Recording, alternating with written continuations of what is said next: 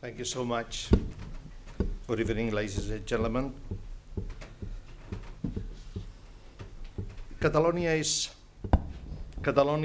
and journalism and communication have a long tradition and a large and excellent relationship.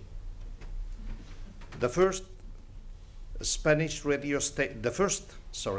European newspaper was Diario de Barcelona. Sorry, I find this one. Okay. The first European newspaper was the Diario de Barcelona, founded in 1792.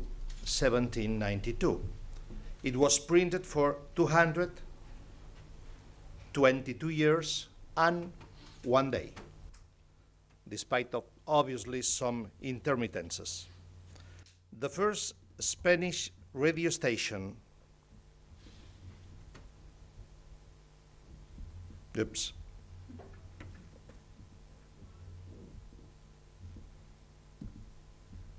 sorry. Okay, this is the picture. The first Spanish radio station was Radio Barcelona. Its broadcast began on the 14th of November of 1924. Shortly afterwards, it became the base of the great private radio station in Spain that it is still today, Cadena Ser, just my company just now. Due to its importance, it was used by General Franco's army as a powerful propaganda element that was extended during the 40 years of dictatorship. Later research has shown that the role of Spanish radio spreading the wall of fascism propaganda was the seat of its use in Italy by Mussolini or here in Germany by Hitler. The period of transition from dictatorship to democracy also had Radio Barcelona as Spain's main source of information. The rigorous and open grace of journalism, the end of censorship, and the decentralization of the newsroom allowed Spanish journalism to be influenced by a much more European method after 4 decades of absolute political control. The first demonstration of a television service in Spain was also made at the Barcelona Trade Fair of 1948. The launch of the regular and complete television broadcast and its great promotion as a great vehicle for mass communication took place simultaneously between Barcelona and Madrid. That was in 1959. While Spain's capital reserved control of news programs for obvious political reasons, Barcelona boasts its most creative side through contests and entertainment shows.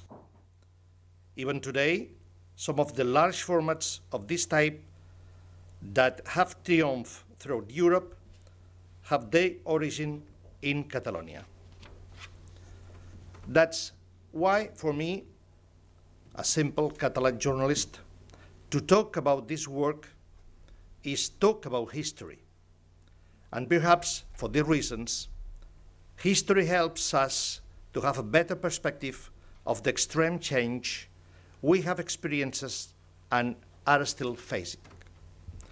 Today, that's the main reason. Today, each citizen is or potentially can be his own media outlet. I repeat, today, each citizen is or potentially can be his own media outlet.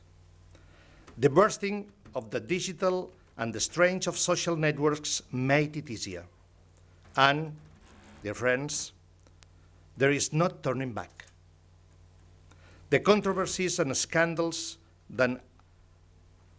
that have been exposed and denounced in recent years are demonstrating to us the risk that quality, truthful and verify information runs in the presence of fake news and informative intoxications.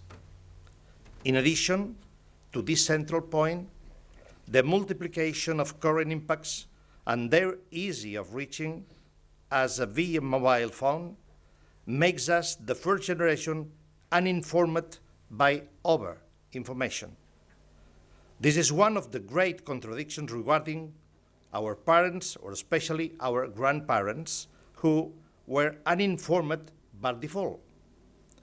The news that reached them days late, even weeks late, are immediately of us whatever they happened. And they do it through any of the multiple service networks, social networks we have access to. The new means of transmission multiply their users every second. Let's look at some examples, information from last November. Facebook has today more than 2,196 million active monthly users. 35% of Facebook audience is under the age of 25. 90% access via mobile phone. Only because of this data, we should start to worry, and not because of what they represent for themselves, but because of the controversy that accompanies the company and the creator and president, Mark Zuckerberg, for instance, who admitted in the United States Congress and the Parliament of Westminster in the United Kingdom that he can no longer control all the contents that are disseminated through a company that has turned him into a multimillionaire, but just that now is causing him many problems, both financially and in terms of image, reputation, and credibility. YouTube, the second social network in number of active monthly users, is currently has almost 2 billion users. WhatsApp is next with 1,500,000,000. Instagram is in fourth position with 1 billion. And Twitter is 336 million.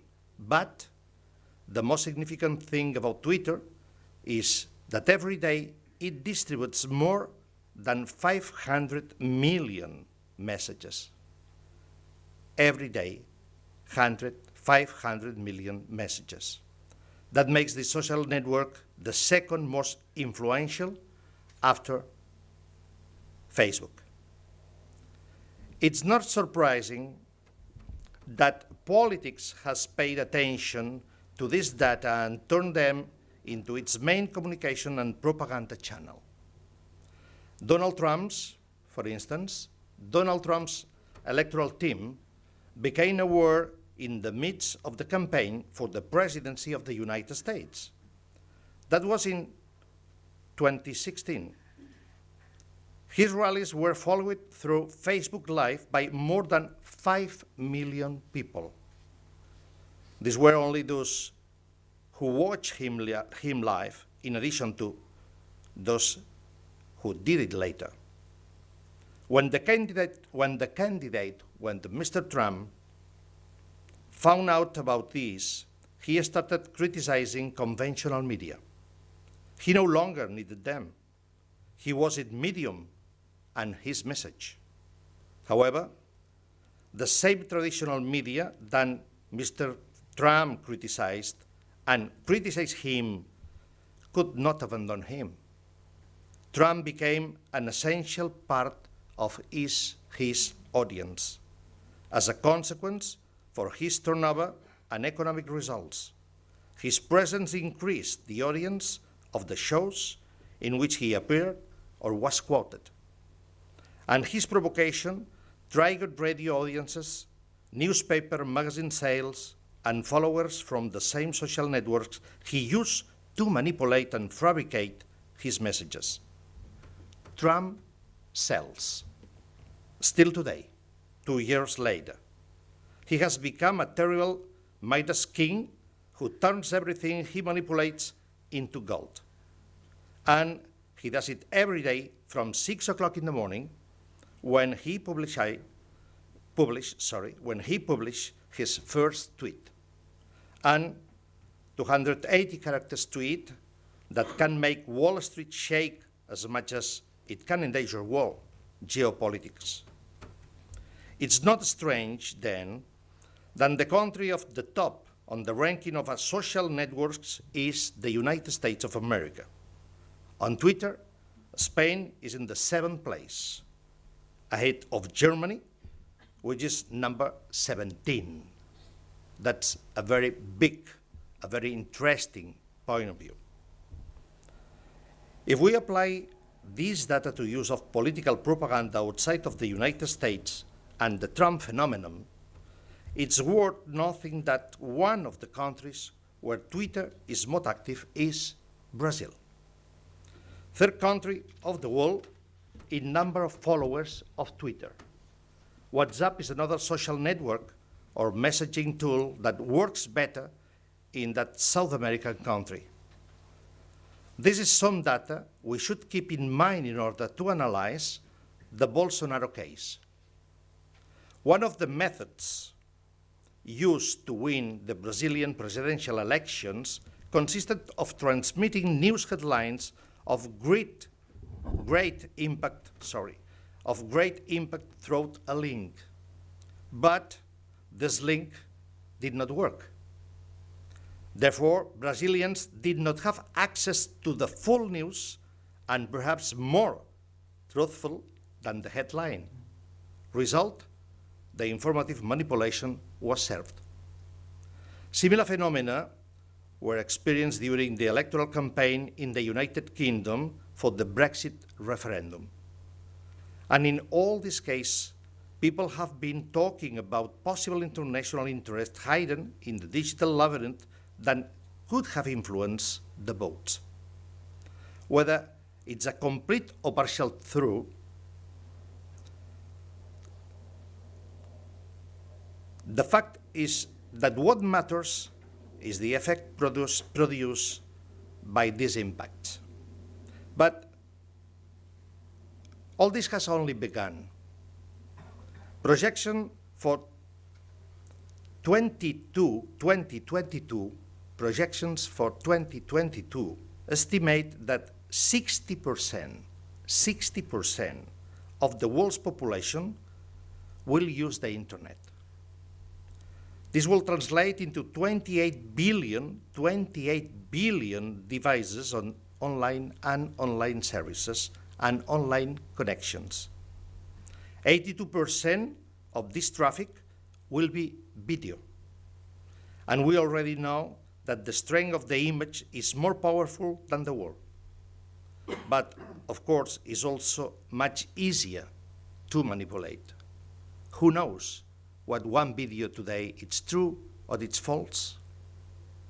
For some years, now we have turned into a society that lives in the expensive of headlines. The strange and the audiovisual media and their corresponding languages, especially television languages, have accustomed us to the briefness of the news and the emotional impact of their images. This characteristic was enshrined from the 80s of the last century. Television was already in color, and the technical means for transmitting news moved in favor of immediately. Today, that social phenomenon has been endorsed by the famous and historic 140 characters, now 280, which turn through Twitter any news into a slogan, and to all slogans in a weapon of massive disinformation. Without this description of the methods currently used to convey impacts and emotions and to call for protest and demonstration, it is not possible to understand an important part of citizens' responses to politics, to criticism of establishment, and to reactions to their traditional methods. Everything has changed, and it has done so quickly that it's difficult for us to cope with so high speed. The short-term nature of the message is incompatible with the need for reflection. The need for new emotions cannot coexist with the informative context, and without this context, society's potential for manipulation is complete. Today, civic and political movements make use of this in order to have the mechanism of social response active. Obviously, these new methods have come to stay, and they affect the traditional methods followed by the rigorous journalism, both in their immediacy and in their effectiveness. Double-checking a story takes more time than telling it from emotion or personal interest. Both sides of the political conflict that Catalonia is experiencing today are well aware of this. In this sense, nothing happens today in Catalonia or in Spain or in Germany that doesn't happen in other countries.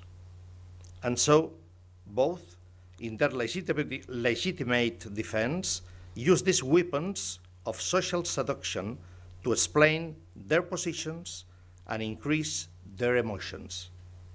Many times, the traditional media find it difficult to abstract themselves from the trend created for or against opposing interest. The presence of social networks in the daily life of citizens is also understood as a way of reflecting their positions and thoughts. It's humanly understandable, but professionally inappropriate.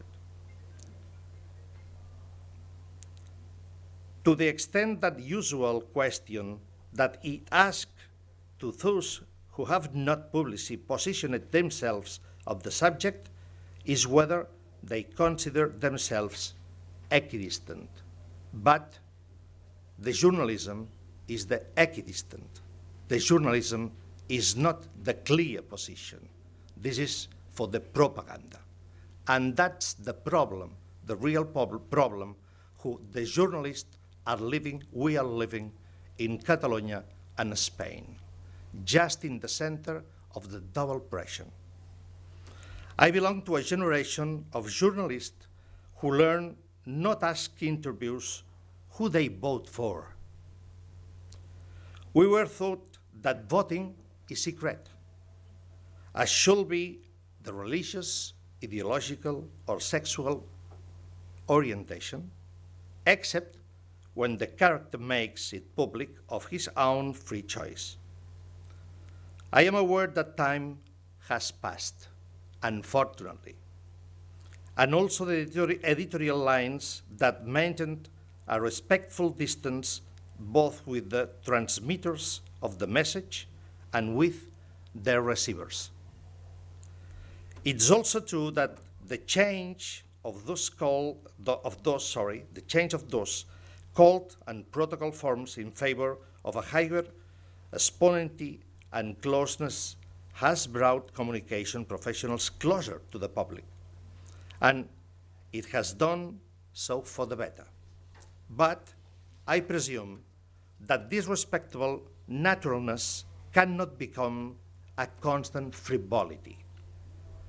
Journalist has plenty of history and length of time. History that sometimes turns him into a victim of himself. History that sometimes turns him into a victim of himself. And time to recover the spirit of the origins, to observe, to ask, and to listen. And to alert of fake news, of changes in the position of public officials, of their own corrections, of their errors, and of their successness. And in the end, let the audience and the citizens who decide for themselves. Sometimes this, which should be the norm, seems to have become an utopia. But defending this public interest is the only way to help society and protect democracy. The so-called new politics has not yet understood it well enough. They will do so when they are attacked with the same tools they use for the positive destruction they seek, because positive destruction is a technical expression of Schumpeter theory that used the theme of Mr. Donald Trump just in the electoral elections. Isn't it a positive destruction to rebuild our society? Just inside, in the middle of this problem, we're living and the journalists are working. Thank you so much. I think just the journalism, not in Spain, the world overseas, is living a very difficult moment, you know, because for the social media influence, who knows in any moment what's true and what's false, what's certain and what's intentionally to make a new history, a new story, not so concrete and not so clear and not so important for the common interest, and also important for the concrete interest, you know. This is a phenomenon. Is just sorry for the short story. Last year, I had the opportunity to travel a lot for different reports. I ran by Deep America, just because for a report I wanted to know why 52% of American people voted for Trump. And obviously, this kind of report not necessary is not necessary go to New York or Washington, LA, or San Francisco. The true stories are in Wyoming, Gillette, Wyoming, a small city with very problems, with very labor problems for the coal and the future of the coal, the future of energy, etc., etc. And just in this place, 35,000 people, more or less. A lot of these people, 90% of these people are working in the mine of coal. A lot of these people was voted for Democratic Party. And just when Mrs. Clinton said, we closed the mine, we need to change in favor of a best climate, we need to improve the new technologies, the coal is past, we close the mine. Obviously, all these people who was voted for Democrat, voted for Mr. Trump, because Trump, or the discussion of Mr. Trump, was absolutely against of Clinton. We opened the old mines, we don't close the mines, and we reopen the old mines was closed for Obama a few years ago. What happened in that case? Obviously, the propaganda by social media had a very important influence in that decision. It's not a new issue in this moment, because more or less some people in Russia, especially in Siberia areas, who have Vladimir Putin as an icon is because by WhatsApp especially, receive daily the propaganda of Kremlin, the Kremlin's propaganda. The same thing in the United Kingdom with the Brexit referendum. People was absolutely lost in the middle of the different messages, and the more important and the more persuasive messages was messages in interest to Brexit, not in interest to leave, not in interest to remain.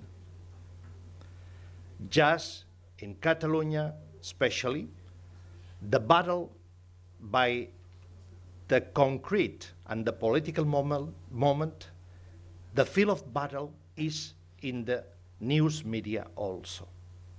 The influence of WhatsApp, the influence of Twitter in any positions are absolutely, I don't know what's the best than concrete expression, is absolutely fine, you know? And how the conventional, the traditional media can to improve their own job, the necessary role to maintain the principles of democracy against the fake news, against the propaganda. It's very difficult. We don't have credibility. The conventional journalists just now, we don't have credibility, or maybe we have less credibility than the emotional impact of a tweet, of a message by WhatsApp. Is more credible a person who explains his personal vivance, his personal experience, his personal viewers, his personal behavior, than journalists who need more time to check if the news is real or is fake, is truth or is false. We're living in an immediate society, and just we're living speedy. I think this is the point. This is the central point of the discussion. Just in the middle of a speedy society, nobody wants to count, I don't know, to 10 or to 100, I don't know. It's not important, it's not true. We need time, we need to reflexive, we need for reflection, we need for to have a reflection, a deep reflections, we need time. And nobody gives time. Everybody wants speedy answers. Just in the moment where the questions are very, very complex, everybody wants a speedy answers. It's absolutely controversial. It's absolutely opposite. And the journalism needs this time to improve the news, to improve or to left emotions to improve news. And this is a controversial point. This is our more difficult obstacle to improve the society. But without journalism, critical of course, it's impossible to improve society. And if we don't improve society, it's impossible to improve democracy. That's the circle. December 22nd? 21st. Ah, okay. Because December 22nd is the lottery, you know? I don't know, and I think just today nobody knows. Yeah. I think probably less problems that we expect yesterday. Probably. It depends the negotiation between governments. The negotiation began yesterday about if just complementary the meeting of ministers, there is another meeting with the presidents or maybe with some members of each government, not completely, because the Spanish government doesn't accept a picture with two governments face to face, because it would seem maybe a bilateral relationship with another state, and obviously the Spanish government never will accept this picture. But probably there are different possibilities. Just now, my last news about this is there are some some conversations and any not public meetings to try to find a solution, a big solution for this one. Thank you so much. Bye.